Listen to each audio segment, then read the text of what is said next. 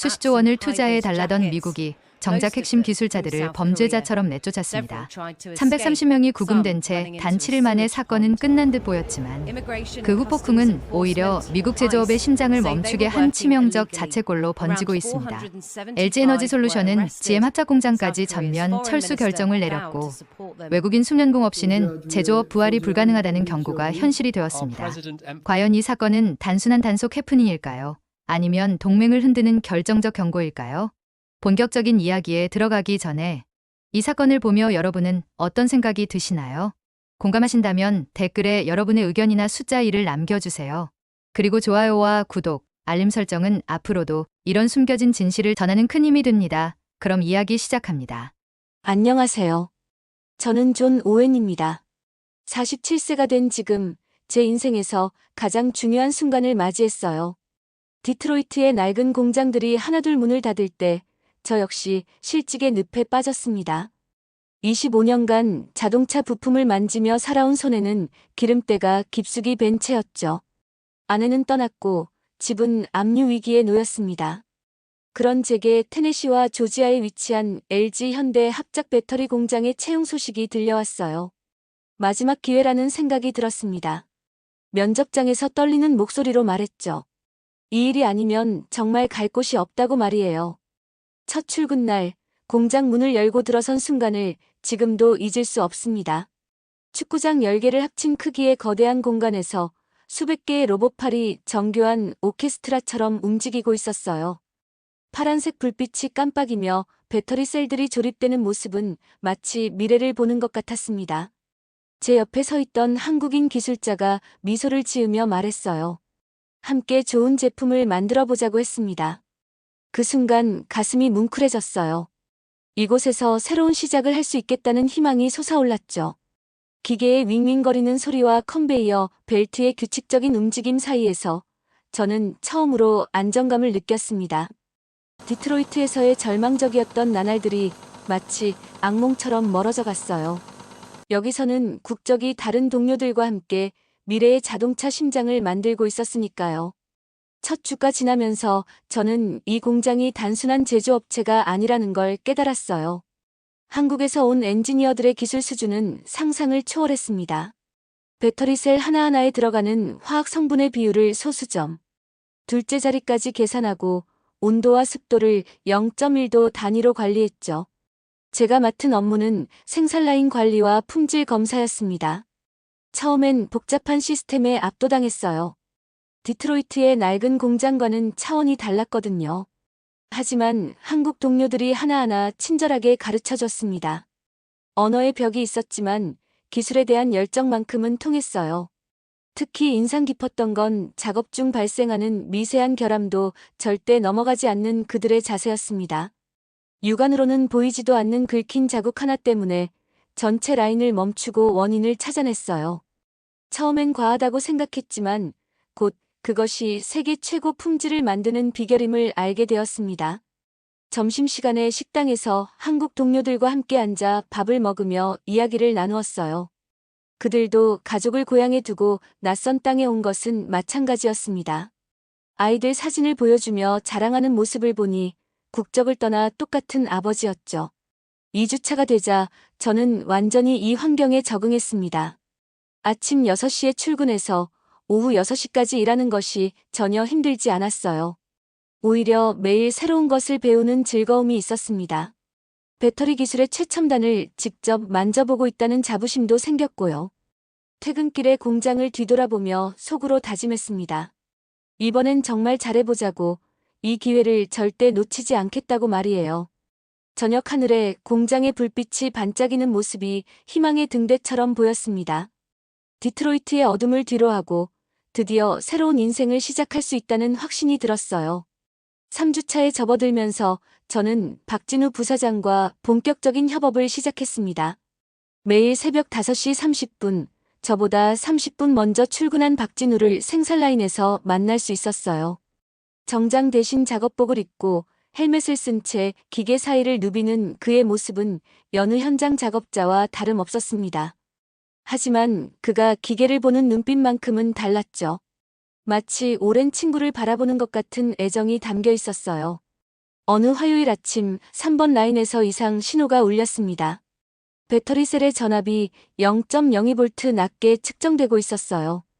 미국 기준으로는 허용 오차 범위 내였지만 박진우는 즉시 라인을 정지시켰습니다. 그리고는 망설임 없이 컨베이어 벨트 아래로 기어들어갔어요.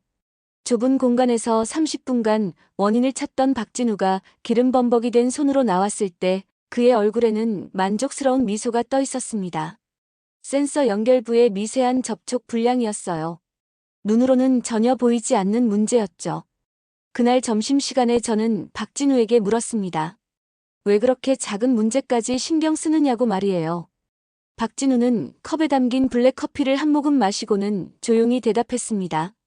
한국에서 온 기술자들은 완벽을 추구하는 것이 습관이라고, 그것이 바로 한국 제품이 세계에서 인정받는 이유라고 했어요.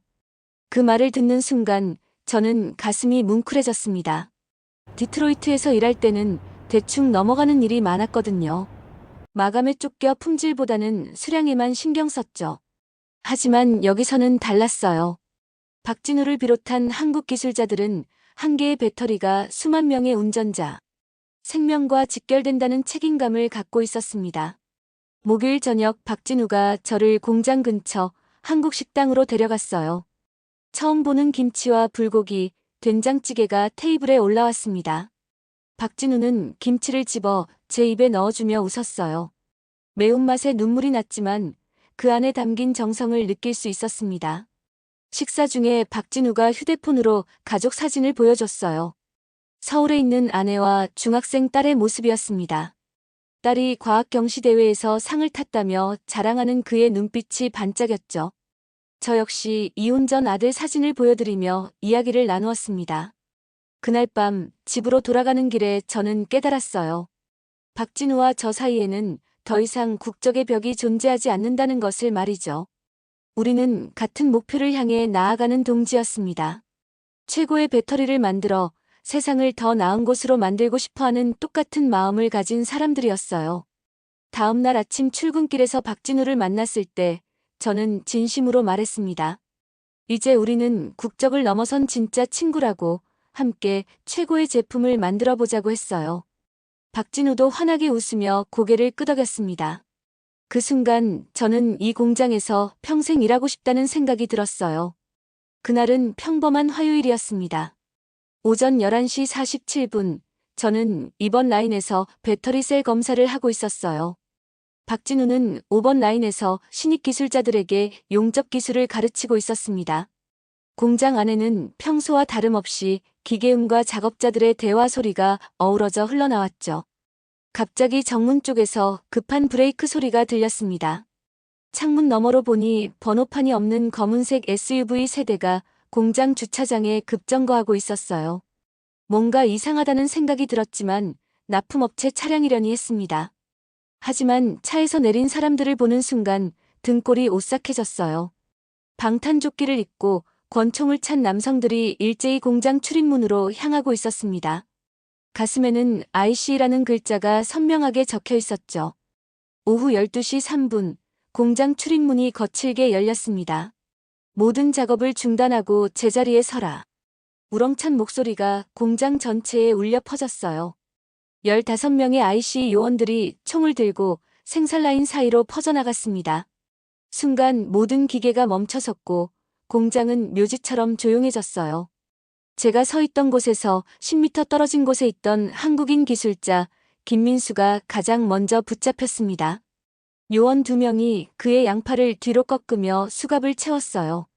김민수가 영어로 항변했지만 아무도 들으려 하지 않았습니다. 저는 달려가서 소리쳤어요. 잠깐만요. 이 사람들은 모두 합법적인 비자 소지자입니다. 하지만 제게 다가온 요원이 권총을 제 가슴에 겨누며 뒤로 물러서라고 명령했습니다. 그의 눈빛은 차갑고 무표정했어요. 제가 무슨 말을 해도 소용없다는 걸 직감했습니다. 5번 라인에서 박진우가 체포되는 모습을 목격한 순간 제 심장이 멈춰버리는 것 같았어요. 그가 신입 기술자들을 보호하려다가 요원들에게 거칠게 밀쳐졌습니다. 박진우의 안전모가 바닥에 굴러떨어졌고 그의 이마에서 피가 흘러내렸어요. 박진우. 저는 소리치며 달려가려 했지만 또 다른 요원이 제 앞을 막아섰습니다. 박진우가 수갑에 채워져 끌려나가면서 저를 바라봤어요. 그 눈빛에는 당황함과 두려움, 그리고 무엇보다 깊은 실망이 담겨 있었습니다. 마치 왜 막아주지 않는가?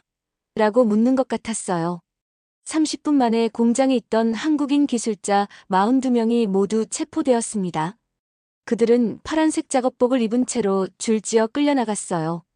평소 함께 웃고 떠들던 동료들이 범죄자 취급을 받으며 차에 실려가는 모습을 보니 가슴이 찢어질 것 같았습니다. 공장은 갑자기 텅 비어버렸어요. 아까까지 바쁘게 돌아가던 로봇 팔들이 허공에 멈춰 있었고 컨베이어 벨트 위에는 반쯤 조립된 배터리들만 덩그러니 남아 있었습니다. 저는 그 자리에 주저앉아 머리를 감쌌어요. 25년간 공장에서 일해왔지만 이런 끔찍한 일은 처음이었습니다. 제가 아무것도 할 수 없었다는 무력감이 온몸을 짓눌렀어요. 박진우와 동료들을 지켜주지 못한 죄책감에 숨이 막혔습니다. 그날 밤 저는 한숨도 잘 수 없었습니다. 다음 날 아침 공장에 출근했을 때의 광경은 참혹했어요. 어제까지 330명이 근무하던 공장에 이제 겨우 10명만 남아 있었습니다. 대부분이 미국인 직원들이었죠. 한국인 기술자들이 사라진 생산라인은 마치 영혼을 잃은 시체와 같았어요. 5번 라인의 정밀 용접 구간은 완전히 멈춰버렸습니다.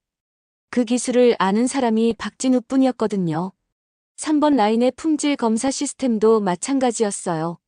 한국 기술자들이 개발한 독자적인 검수 프로그램을 운영할 수 있는 사람이 아무도 없었습니다. 저는 곧바로 본사 법무팀에 전화를 걸었어요.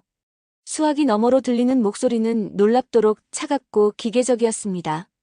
존 씨, 이건 법무팀이 알아서 처리할 문제입니다. 감정적으로 접근하지 마세요. 제가 박진우를 비롯한 동료들이 모두 합법적인 비자 소지자라고 설명했지만 담당자는 이미 변호사들이 움직이고 있으니 기다리라는 말만 반복했어요. 마치 기계 고장 신고를 받는 것처럼 무덤덤했습니다. 주 상원의원 사무실에도 전화를 걸어봤어요. 비서가 나와서 의원은 중요한 회의 중이라며 민원 담당자에게 연결해주겠다고 했습니다. 30분을 기다린 끝에 연결된 담당자는 제 이야기를 듣더니 관련 부서에 전달하겠다는 상투적인 답변만 했어요. 지역 신문사 기자에게도 연락해봤지만 반응은 미지근했습니다. 불법 체류 외국인 단속은 흔한 일 아니냐는 식으로 대답하더군요. 제가 아무리 이들이 숙련된 기술자들이라고 설명해도 관심을 보이지 않았어요. 오후 3시 저는 공장관리사무소에 혼자 앉아 있었습니다. 창밖으로 보이는 생산라인은 유령 도시 같았어요. 몇 대의 로봇만이 의미 없는 동작을 반복하고 있었고 대부분의 기계들은 정지 상태였습니다. 그때 휴대폰이 울렸어요. 디트로이트에 있는 옛 동료 마이크였습니다. 뉴스에서 공장 상황을 봤다며 안부를 물어왔어요. 하지만 제 이야기를 듣더니 이런 말을 했습니다. 존, 넌 너무 감정적으로 생각하는 거야. 법적인 문제는 변호사들이 알아서 해결할 테니까 내가 나설 일이 아니야. 전화를 끊고 나서 저는 깨달았어요. 아무도 제 말을 진지하게 받아들이지 않는다는 것을 말이죠. 회사는 법적 절차만 밟으면 된다고 생각했고 정치인들은 표에 도움이 되지 않는 일에는 관심이 없었어요. 언론도 마찬가지였습니다. 저녁 6시 텅 빈 공장을 혼자 걸어 나왔습니다. 주차장에는 제 차만 덩그러니 서 있었어요. 어제까지만 해도 한국인 동료들의 차로 가득했던 자리들이 모두 비어 있었습니다. 차 안에 앉아서 스티어링 휠을 붙잡고 생각했어요. 영웅이 되고 싶었던 건 아니었는데 결국 나는 그냥 귀찮은 민원인일 뿐인가. 집으로 돌아가는 길에 라디오에서 지역 뉴스가 나왔습니다. 테네시 배터리 공장에서 불법 체류 외국인 42명 체포라는 제목이었어요. 불법 체류라는 단어를 듣는 순간 핸들을 잡은 손에 힘이 들어갔습니다. 그들은 불법 체류자가 아니었어요. 정당한 취업 비자를 가지고 온 숙련된 기술자들이었습니다. 하지만 아무도 그 사실에 관심이 없었어요. 모든 사람들이 저를 감정적이고 비현실적인 사람으로 취급했습니다. 며칠 후 상황은 걷잡을 수 없이 커져갔습니다. 한국 언론들이 연일 이 사건을 톱뉴스로 다루고 있었어요. CNN에서도 한국 기술자 300여 명, 미국에서 구금 중이라는 제목으로 보도했습니다. 우리 공장뿐만 아니라 다른 지역 LG 관련 시설에서도 비슷한 단속이 벌어졌다는 소식이었어요. 아직 동료들은 석방되지 않은 상태였습니다. 변호사들이 법정에서 분주히 움직이고 있다는 소식만 들려올 뿐이었어요. 박진우를 비롯한 기술자들이 어떤 상황에 있는지 제대로 된 정보를 얻을 수 없어서 더욱 답답했습니다. 한국 대통령이 긴급 성명을 발표했다는 뉴스도 나왔습니다. 합법적으로 체류하며 성실히 일하던 우리 국민들에 대한 무차별적 단속을 더 이상 좌시하지 않겠다는 강경한 내용이었어요. 외교부 장관은 주한 미국 대사를 불러 강력히 항의했다고 했습니다. 하지만 미국 언론의 반응은 달랐어요. 폭스뉴스에서는 불법 체류 외국인 300여 명 적발, ICE의 성공적인 작전이라고 보도했습니다. 진실은 완전히 왜곡되어 있었어요. 그들이 합법적인 비자 소지자였다는 사실은 어디에도 언급되지 않았습니다. 며칠 더 지나자 한국 본사에서 긴급 지시가 내려왔습니다. 현재 다른 지역에서 근무 중인 한국인 기술자들을 즉시 본국으로 복귀시키고 신규 파견도 전면 중단하라는 내용이었어요. 더 이상의 피해를 막기 위한 조치였습니다. 생산 라인은 사실상 마비 상태였습니다. 전체 생산량의 80%를 담당하던 핵심 공정들이 모두 멈춰섰어요. 남아있는 미국인 직원들만으로는 복잡한 배터리 제조 기술을 감당할 수 없었습니다. 박진우에게 전화를 걸어보려 했지만 연결되지 않았어요. 구금시설에서는 외부 연락이 제한되어 있다는 걸 뒤늦게 알았습니다. 그가 지금 어떤 상황에 있는지, 제대로 된 음식은 먹고 있는지, 변호사는 만나고 있는지 전혀 알 수 없었어요. 한국에 있는 박진우의 아내에게 연락해 보려다가 그만두었습니다. 제가 뭐라고 말할 수 있겠어요? 남편이 구금당하는 걸 지켜만 봤던 사람이 무슨 위로를 할 수 있겠습니까? 한편 GM 본사에서는 긴급회의 소집 통보가 왔습니다. 공장 가동률이 20% 아래로 떨어졌고 납품 일정을 맞출 수 없게 되었다는 내용이었어요. 손실 규모만 하루에 수백만 달러를 넘어서고 있었습니다. 저녁 뉴스에서는 한국 정부의 추가 조치 발표가 나왔어요. 미국 내 모든 한국 기업의 신규 투자를 재검토하겠다는 것이었습니다. 이미 계획되어 있던 다른 지역 공장 건설도 전면 중단된다고 했어요. 집에 돌아와서 인터넷 뉴스를 검색해봤습니다. 한국 포털 사이트에서는 이 사건이 연일 톱뉴스였어요. 댓글들을 읽어보니 미국에 대한 분노가 극에 달해 있었습니다. 미국 제품 불매 운동을 하자 더 이상 미국을 믿을 수 없다는 내용들이 쏟아져 나왔어요. 그날 밤 침대에 누워서 생각했습니다. 처음엔 단순한 공장 내 사건이라고 여겼는데 이제는 두 나라 관계를 흔드는 국제적 갈등으로 번져버렸어요.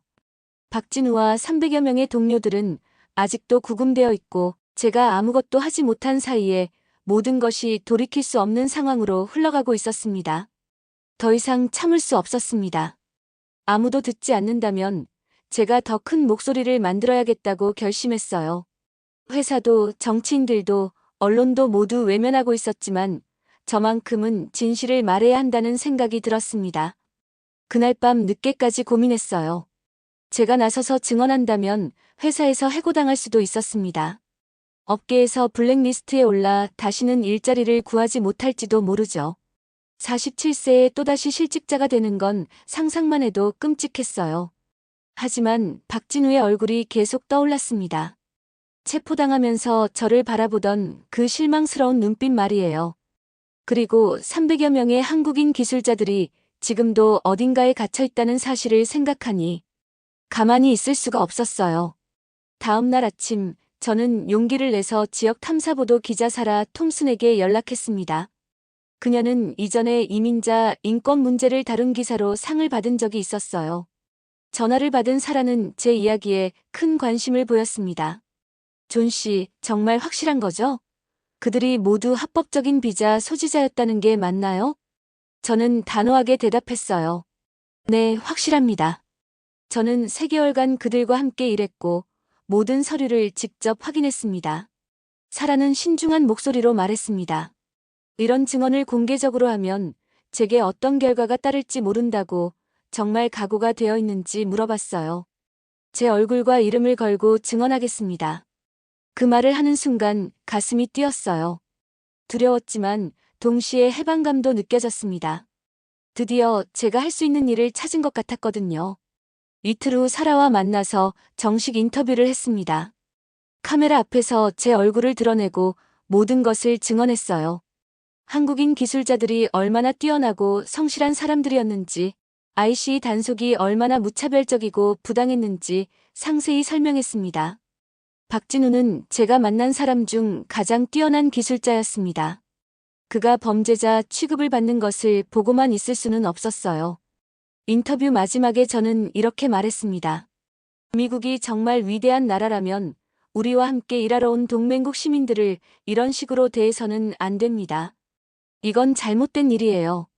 기사가 지역 신문 온라인에 공개되었지만 반응은 미미했어요. 몇백 개의 조회수와 댓글 몇 개가 전부였습니다. 대부분 지역 주민들의 관심사와는 거리가 먼 이야기였거든요. 며칠 기다려봤지만 큰 언론사에서는 아무도 관심을 보이지 않았어요. CNN, MBC, 워싱턴 포스트에 직접 연락해봤지만 돌아오는 답변은 차가웠습니다. 이미 보도된 사안, 새로운 가치가 없음, 다른 우선순위 뉴스가 있음 같은 이유들이었어요. 폭스뉴스에서는 아예 전화도 받지 않았습니다. 제가 하려는 이야기가 그들의 정치적 성향과 맞지 않는다는 걸 직감했어요. 회사에서는 예상대로 강하게 반발했습니다. 인사팀에서 전화가 와서 회사 이미지에 해를 끼쳤다며 경고했어요. 하지만 정작 언론의 주목도 받지 못한 상황이라 더욱 허탈했습니다. 한국 언론에서도 처음에는 별다른 반응이 없었어요. 미국의 작은 지역 신문 기사 하나쯤은 주목받지 못했던 거죠. 한국 네티즌들도 아직 이 기사의 존재조차 모르는 상태였습니다. 소셜미디어에 직접 올려봤지만 몇 개의 공유와 좋아요만 받았을 뿐이었어요. 제 목소리는 인터넷의 바다에서 작은 물방울처럼 사라져버렸습니다. 그날 밤 침대에 누워서 생각했어요. 용기를 내어 진실을 말했지만 아무도 듣지 않는다면 무슨 의미가 있을까요? 제가 한 일이 정말 의미가 있는 걸까 하는 회의감이 들었습니다. 하지만 포기할 수는 없었어요. 비록 지금은 작은 목소리에 불과하지만 언젠가는 더 많은 사람들이 들어줄 거라고 믿었습니다. 박진우와 300여 명의 동료들을 위해서라도 계속 말해야 했어요. 내일은 다른 방법을 시도해봐야겠다고 다짐했습니다. 진실은 언젠가 밝혀질 거라고 믿으면서 말이에요. 드디어 그들이 석방되었다는 소식을 들었습니다. 일주일간의 구금 끝에 300여 명의 한국인 기술자들이 모두 풀려났어요. 하지만 기쁨도 잠시, 한국 정부에서 전세기를 보내 그들을 본국으로 데려간다는 뉴스가 나왔습니다. 더 이상 미국에 머물 수 없다는 뜻이었어요. 제 언론 인터뷰는 큰 주목을 받지 못했지만 그래도 박진우에게 직접 사과하고 싶었어요. 항공편을 예약하고 회사에 휴가를 신청했습니다. 상사는 못마땅한 표정으로 지금 이 상황에서 한국에 간다고 라며 반대했지만 저는 고집을 부렸어요. 인천공항에 도착했을 때는 평범했어요. 입국 심사를 받고 조용히 공항을 빠져나왔습니다. 한국의 무더위가 온몸을 감쌌지만 가슴은 더욱 무거웠어요. 지하철을 타고 시내로 향하면서 창밖 풍경을 바라봤습니다. 한글 간판들과 분주한 사람들, 그리고 곳곳에 보이는 반미 시위 포스터들이 눈에 들어왔어요. 미국은 동맹을 배신했다. 더 이상 믿을 수 없는 미국이라는 문구들이 제 가슴을 찔렀습니다.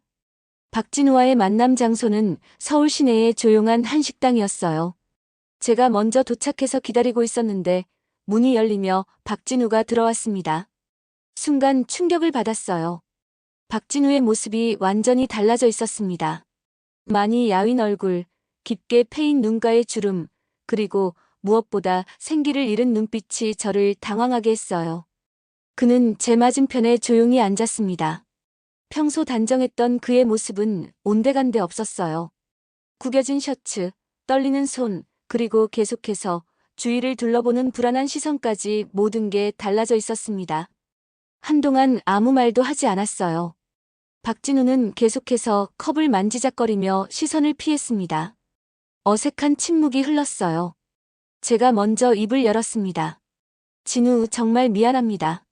박진우는 고개를 들어 저를 바라봤어요.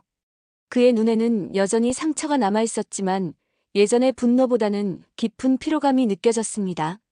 존, 당신이 잘못한 건 아니라는 걸 알아요. 목소리도 달라져 있었어요. 평소의 힘찬 톤 대신 힘없고 떨리는 소리였습니다. 하지만 지금 한국 상황을 아세요? 거리마다 반미 시위가 일어나고 있어요.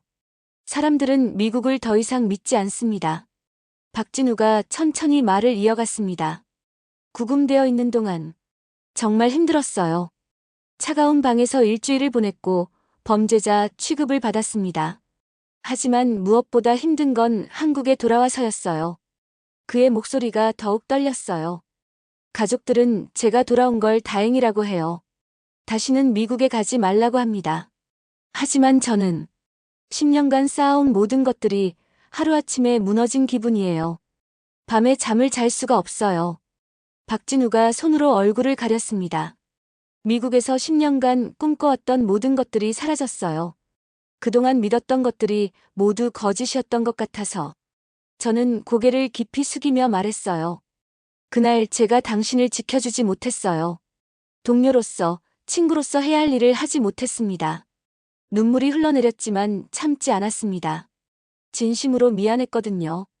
박진우가 잠시 멈춰 있다가 말했습니다. 존, 고마워요. 당신이 여기까지 와서 사과해주는 마음만으로도 충분해요. 그의 목소리가 조금 부드러워졌습니다. 사실 뉴스에서 당신의 인터뷰를 봤어요. 비록 큰 주목은 받지 못했지만 당신이 우리를 위해 진실을 말하려 했다는 걸 알고 있습니다. 박진우가 손을 뻗어 제 어깨를 잡았어요. 당신은 좋은 사람이에요, 존. 이번 일로 미국인 모두를 미워할 수는 없다는 걸 깨달았어요. 그 순간 저는 참고 있던 눈물을 터뜨렸습니다. 박진우도 눈시울이 붉어졌어요. 두 사람이 서로의 어깨를 붙잡고 조용히 눈물을 흘렸습니다. 진우, 우리의 우정은 이런 일로 끝날 수 없어요. 그럼요. 하지만 예전과는 다를 수밖에 없어요. 저도, 한국도 많이 변했으니까요. 식사를 하면서 박진우가 한국의 변화에 대해 이야기해줬어요. 미국에 대한 불신이 깊어졌고 특히 젊은 세대들 사이에서 반미 감정이 커지고 있다고 했습니다. 300여 명의 기술자 구금 사건이 단순한 실수가 아니라 구조적인 문제라고 보는 시각이 많다고 하더군요. 헤어지기 전에 박진우가 말했어요. 존, 당신 같은 사람이 있어서 아직은 희망을 포기하지 않아요. 하지만 미국이 정말 변하지 않으면 우리의 관계도 예전과 같을 수는 없을 거예요. 알겠어요, 진우. 저도 변화를 위해 노력하겠어요. 택시에서 내려주며 박진우가 마지막으로 말했습니다. 언젠가 다시 함께 일할 수 있는 날이 오길 바라요. 하지만 그때는 정말 평등한 파트너로서 말이에요. 호텔로 돌아가는 길에 서울의 야경을 바라봤어요. 네온사인들이 반짝이는 모습이 아름다웠지만 마음 한편으로는 씁쓸했습니다. 박진우의 변한 모습과 한국 사회의 분위기를 보니 이 모든 일이 얼마나 깊은 상처를 남겼는지 실감할 수 있었어요. 한국에서 돌아온 후 저는 완전히 달라진 눈으로 세상을 바라보게 되었습니다. 박진우의 변해버린 모습이 계속 머릿속을 맴돌았어요. 그의 떨리는 손, 불안한 시선, 그리고 10년간 쌓아온 모든 것이 무너졌다는 절망적인 목소리가 잊혀지지 않았습니다. 제가 목격한 것은 단순한 사건의 피해자가 아니라 깊은 상처를 입은 한 인간의 모습이었어요. 회사에 복귀한 첫날, 공장은 여전히 텅 비어 있었습니다. 한국인 기술자들이 사라진 생산라인은 마치 심장을 잃은 시체와 같았어요. 며칠 후 더 충격적인 소식이 들려왔습니다. LG에너지 솔루션이 테네시주 GM 합작 공장 얼티엄 셀즈에서도 한국인 기술자들을 전원 철수시킨다는 것이었어요. 이제 정말 끝났구나라는 생각이 들었습니다. 우리 공장만의 문제가 아니라 미국 전체 배터리 산업이 마비될 위기에 처한 거였어요. 박진우가 말했던 한국의 반미 감정이 현실이 되고 있었습니다. 점심시간에 뉴스를 보니 전문가들이 이번 사태의 원인을 분석하고 있었어요. ESTA 비자로 들어온 기술자들이 실제로는 노무를 제공했다는 것, 이것이 규정 위반이었다는 것을 처음 알았습니다. 하지만 저에게는 그런 법적 해석보다 더 중요한 게 있었어요. 우리는 동료들을 범죄자 취급했다는 사실이었습니다. 며칠 후 330명의 한국인 기술자들이 전 세계로 귀국하는 뉴스를 봤어요. 공항에서 가족들과 재회하는 모습을 보며 박진우의 딸이 떠올랐습니다. 아빠가 왜 갑자기 돌아왔는지 이해하지 못한다던 그 아이 말이에요. GM 본사에서는 비상이 걸렸습니다. 캐딜락 리릭 등 주력 전기차 생산에 차질이 불가피하다는 보고서가 나왔어요. 손실 규모는 수십억 달러에 달할 것으로 예상된다고 했습니다. 아이러니하게도 미국을 다시 위대하게를 외치는 정책이 미국 제조업의 발목을 잡고 있었어요. 어느 날 저녁 지역 신문에서 흥미로운 기사를 봤습니다. 남부 지역 주민들 사이에서 이번 사태에 대한 반성의 목소리가 나오고 있다는 내용이었어요. 한 식당 사장은 한국인 기술자들이 단골이었는데 그들이 떠난 후 매출이 절반으로 줄었다고 했습니다. 또 다른 주민은 동맹국 시민들을 이렇게 대해서는 안 된다고 목소리를 높였어요. 정치권에서도 변화의 조짐이 보였습니다. 일부 공화당 의원들조차 ICE의 단속 방식에 문제가 있었다고 인정하기 시작했어요. 민주당에서는 숙련 기술자 보호법안을 발의했다는 소식도 들렸습니다. 하지만 저에게는 이런 정치적 변화보다 더 중요한 깨달음이 있었어요. 박진우와의 만남에서 느꼈던 그 무거운 침묵, 그의 떨리는 목소리, 그리고 예전과는 다를 수밖에 없다던 그 말들이 계속 마음에 남아 있었습니다. 어느 금요일 저녁 저는 혼자 남은 공장을 걸었어요. 박진우가 일하던 5번 라인 앞에서 멈춰 섰습니다. 그가 기계 아래로 기어들어가 문제를 해결하던 모습이 눈에 선했어요. 그때 그의 눈빛에는 자부심과 열정이 가득했었는데 말이에요. 미안해, 진우라고 혼잣말을 했습니다. 그날 밤 집에 돌아와서 오랫동안 생각했어요. 제가 할 수 있는 일이 뭘까 하고 말이에요. 언론 인터뷰는 큰 주목을 받지 못했지만 그래도 계속해서 목소리를 내야 한다는 생각이 들었습니다. 작은 목소리라도 꾸준히 내다보면 언젠가는 변화를 만들 수 있을 거라고 믿었어요. 며칠 후 지역대학에서 열린 토론회에 참석했습니다. 주제는 이민과 제조업의 미래였어요. 저는 손을 들고 마이크를 잡았습니다.